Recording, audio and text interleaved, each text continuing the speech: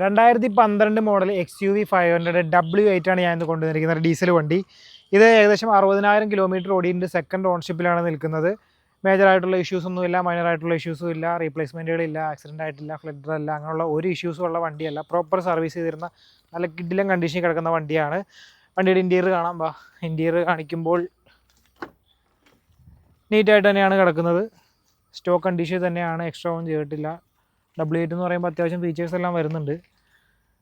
Okay, നേരെ rear ഭാഗം കൂടി നോക്കുമ്പോൾ നീറ്റായിട്ട് തന്നെയാണ് കിടക്കുന്നത്. 7 സീറ്റർ വണ്ടിയാണ്. ടയർ കണ്ടീഷൻ ഉണ്ട്, ഏകദേശം 60% മേലെ ഓടാനുള്ള 4 ടയർ കണ്ടീഷൻ കിടപ്പുണ്ട് വണ്ടിക്ക്.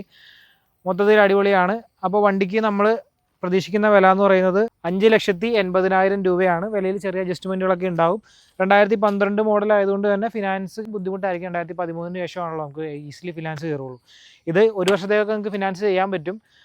അപ്പോൾ വണ്ടി വാങ്ങിക്കാൻ എന്ത് ചെയ്യണം? ഈ കാണുന്ന നമ്പറിലേക്ക് വിളിക്കുക. നിങ്ങൾക്ക് അതിൽ വണ്ടി കൊടുക്കാനുണ്ടെങ്കിലും നമ്മൾ വിളിക്കാം.